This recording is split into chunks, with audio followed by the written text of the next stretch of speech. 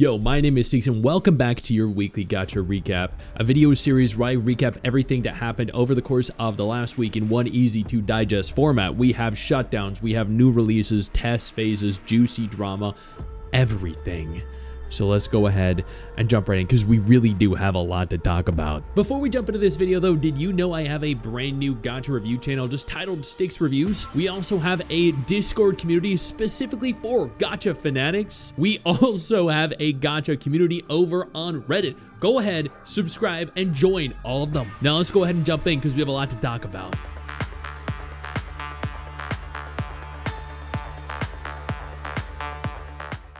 Like always, we're going to start with the Gacha games that are shutting down first. Looney Tunes World of Mayhem end of service on October 15, 2026. That's wild. First Aether Gazer, now this. I don't know if the Gacha community will ever recover. I didn't even know this was a thing, but apparently it is a Looney Tunes Gacha game. Wow. 355 down, 10 million down. This was very popular. Holy crap. Ash Echoes C end of service officially on July 24, 2026. That was just yesterday. Oh my god, it's now officially dead like everywhere around the world. That's kind of crazy, but also very sad to see because like I pointed this out at every single time one of the versions shut down, global, China, and then this version. Like, it was a fun game. I really liked it. Jump and Jumble Rush are shutting down on September 17th, the week before its first anniversary. You're kidding? They couldn't even go the full 365 days? Yo, that's just sad, dude. And then Snowbreak. So hear me out. Snowbreak itself isn't actually shutting down. It's not dead. But at the same time, it's just so, for lack of a better word, dead. Like, there's nothing going on, no events, no anything. There's been no discussion, there's been no communication, there has been nothing at all. Viewership around every single platform, social media, on Google Trends, everything is just down. Drastically down. They haven't posted anything since May. It's just, what are they doing? It's just sad. It's really sad. Like, it's not dead yet, but you know that this is not a good look for the game. Aniimo finally finished their last closed beta test. This is the precursor to full official release, and I think they're speculating that release is going to happen around end of August, maybe September. They said third quarter 2026, so it's like a month or two away, which is kind of crazy. Mrs. Six also has a dedicated video going over everything that happened in the Aniimo closed beta test, if you're at all interested in what the game even is. Hololive Dreams is now available worldwide. This is the first official Hololive mobile game. Interesting. It looks kind of cute. Maybe I should play this. Damn. All right, very interesting. I don't really even know what the Hololive is. I think it's like a bunch of VTubers or something. I don't know. Don't judge me, okay? Don't judge me too harshly. Stella Sora's Summer Update version 1.13 is bringing with it a lot of new content, new events, new character recruitment and appearance upcoming. Yo, this chick looks insane. She is hella hot. Oh my god. Oh my god. Suntide Willow. She looks like a character I've seen before. Oh god, no. Damn. Oh damn. Okay, well, we gotta navigate on away from that because that looked crazy. Granblue Fantasy x Bleach 1000-Year Blood War Arc collaboration has started. Yo, I see Rangiku, I see Hitsugaya, I see Nell, I see Urahara. This all looks great. I freaking love Bleach, dude. Damn. Okay. What is this for? Granblue Fantasy. And oh, interesting. That's actually very cool. Punishing Grey Raven, Babylonia, Dev Communication Volume 2, optimizations, and next version preview. This is a full-on video. They also apparently confirmed a new patch was coming for Karenina. Okay. I've actually started streaming PGR, by the way, guys, from the beginning, and I'm honestly having fun. I'm having a lot more fun than I recall having back at the beginning. Arknights is collabing with Persona 3 and will take place in La Llorona. Really? That is interesting. Isn't there a meme that like if a gacha game collabs with Persona, it's going to end of service or something like that? Maybe it's a different game, I don't know, but that's actually very cool. Additionally, Arknights China is trying out a 2.5D interactive map for their summer event, as well as Pokemon style game mode. This looks sick. You can actually control your characters. There's a questing system to the left. Yo, this looks sick. This looks like, yeah, this looks like a lot of freaking fun. God damn, dude. Oh, that is cool. Summer event live stream was Damn, that is gonna be cool. Regarding Silver Palace, the beta test started just like 4 days ago, 5 days ago. I've been playing every day of it, streaming every day of it. Come on over and join me on Twitch if you're interested. It has been a ton of fun, unbelievably fun. I love almost everything about it. The only thing I don't like is I think the rate of the limited banner character being only 0.8% or 1.8% at max, and I think how vague the wording for the gacha is, because a lot of people are misinterpreting what the gacha system even is. Is it a 50-50, a 25-75? Is it a spark system? Like, I feel like nobody right now fully grasps and understands what any of those systems even are. And it's crazy. Like, it blows my mind that there is such a strong, like, there is so much contention between the, every single what seems to be viewer and a player of the game. So like, what I'm hoping here is they clearly define and outline exactly what it is for people, so there's no more misinformation or misinterpretation or anything. But this game in every way has been incredible, and I'm also very adamantly supportive of a 100 gacha. I hope that they reduce it to like 80 or 90, so it's closer to NTE, but 100 guarantee means I never have to worry about failing a 50-50 like I do in Wuwa and Genshin. Cookie Run Crumble confirms global launch on July 30th, 2026. I don't know. I've never gotten into Cookie Run. I don't know. This has never been my thing, but I mean, evidently, for some people, cool. Sword of Convallaria, 2nd anniversary special preview. That's actually kind of crazy. They're holding their 2nd anniversary. It's been 2 years since they released. I gotta try this game out. Like, I genuinely do. It looks so good. Like, the animation styles and graphics, everything just look really good. But congratulations on 2 whole years. Nexon Japan is hiring for Project RX. So I actually went to the Project RX booth at Anime Expo, and they didn't have anyone from Nexon working there. They said they were all just staff hired for the event, and they knew nothing about it. They were not in contact with Nexon in any capacity. They're literally just there to be like, here's an event, here's some merch, hee hee haha. So I don't even know what's really going on with that game, but they're also going to Tokyo Game Show. So I'm curious if I go to TGS this year, maybe I can get in contact with them there. Not entirely sure. The CEO of Epic 7 and Chaos Zero Nightmare has resigned. It's kind of crazy. I think this warrants a full dedicated video on it, but apparently Smilegate confirmed this fact on the 24th. They're going to continue to work until the handover is completed and explained. He plans to step down after responsibly completing the 1st anniversary of the upcoming launch of Chaos Zero Nightmare. I wonder why he quit. That's kind of crazy, because I mean, Epic 7 is so popular. Chaos Zero Nightmare is very popular. I don't know, man. That's wild. Sea of Remnants open beta now available. So China had the open beta for Sea of Remnants release. I believe it's doing pretty well, but global was delayed into 2027. That's just so freaking depressing. Like, they should have had a worldwide launch, like a simultaneous worldwide launch, but they didn't. They decided they're going to delay it globally. Now, I would love to get to play this further. Mrs. Six loved the beta test, and it's honestly a good game, but like, why, like, what happened that warranted it being delayed to, by such an extraordinary margin? Nikke just rolled out a new event, and they released 2 new characters alongside with it. The new Laplas and Maxwell, sorry. And I admittedly, like, the new Maxwell looks really good, but I don't know, like, I don't know if I want either of them. They're just yeah, they're just, I don't know. I think I'm saving up.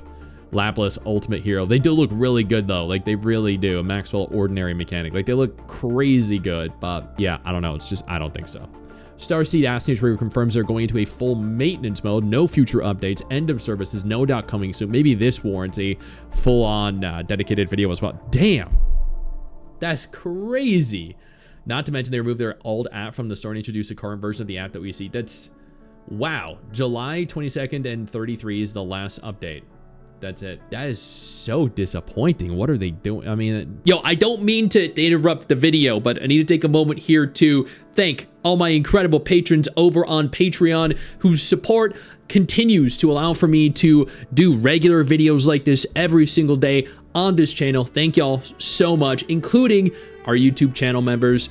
You guys mean the world to me. So do you guys as viewers as well. Now, without further ado, let's continue. Love and Deepspace has gotten even worse. I made a tweet about this. I said, while the government has now gotten involved, there are multiple investigations ongoing, from coordinated attacks against Love and Deepspace to competitors trying to take advantage of the situation, full-on targeted hate campaigns against the game developers, community, even other characters, fabricated narratives being presented and spread throughout the community as fact. This entire situation has gotten so out of control that it's beginning to affect other games and communities entirely, and by some extension, the entire gacha genre. There are even conventions now banning otome cosplayers due to the severe backlash that they receive from psychos, with some of the cosplayers being assaulted in costume. I hate to say it, but some people really do take video games so seriously. This kind of behavior exhibited from certain extremist communities and individuals just isn't acceptable. It's crazy. I did dedicate a video on this just a few days ago. You should definitely check that one out. Honkai Star Rail previewed their second year Fate Unlimited Bladeworks collab featuring Gilgamesh, and I know that there's actually been a lot of criticism for this because they're saying they're just reusing Archer's model.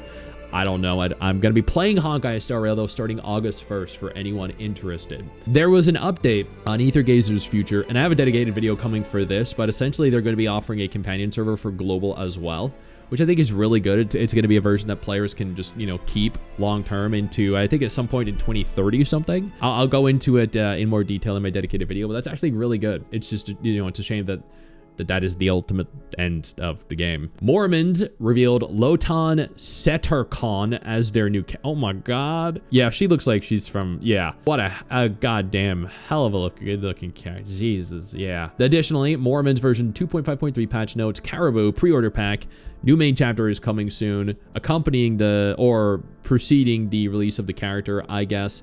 Lots of great content to consume. And then as an additive, Morimens devs are investigating Langrisser's new gameplay trailer for potential plagiarism. I don't know what. I'm guessing this character right here. Looked into the concerns that have been raised. The opening of a gameplay trailer released in July for a certain game bears a strong resemblance to our PB Silver, released back in 2023, both in composition and sound design. We've completed a side-by-side comparison of the visuals and audio, documented and preserved the relevant materials along with both release timelines, and handed it over to a professional team to assess how best to proceed. That's interesting. I mean, damn. I guess maybe I'll do a side-by-side. Arknights Endfield is not only coming to Gamescom, I'm hopefully going to preview it at Gamescom, like their newest characters, newest update. They're also going to Anime New York, which is really cool. They also just rolled out their newest update, and I needed to make a tweet on it. I need to post my reaction to it, but oh my god, it was so good! Holy crap, dude. Like, this might be the comeback of its respective life cycle. It looked so good. I can't wait to see what they do going into the future. It was just genuinely mind-blowingly good. Langrisser, so this is actually the game that they were saying may have plagiarized it, but this looks so goddamn good. I'm probably gonna have a video on this up tomorrow as of this video specifically going live. Dude, this is something you need to keep an eye on. It looked really genuinely very good. Reverse 1999 and the Atomic Heart collab countdown arc goes hard. Oh my god, I can see the Atomic, the Atomic Heart style and aesthetic there. Oh my god, yo. This all looks so sick. So the update's going live. I went live today, I guess. Holy crap. That's interesting. Chasing Kaleidorider just launched their new beta test, and honestly, it's been so fun. Like, the main character actually kissed one of the main females literally in the first hour of the game, so that right there, that was a you go guy from me, a positive. But the gacha itself is very good. You have a limited guarantee. You have a guaranteed limited banner character at 80 pulls, no 50-50 for the weapon or the motorcycle, a standard banner being 100 pulls, so you can select the waifu you want, and 0.8 to 2% rates at max. So I thought this was pretty good. There is a lot of drama concerning Azur Promilia right now, and that is over the fact that they're hiring Manju, specifically a voiceover supervisor, to manage both English and Korean dubs, which sounds good to me because that means that they're moving forward with the global version of the game, and people are upset here because they think that having an English dub means that they're going to be woke, when the reality is the English dub has nothing to do with having a woke translation.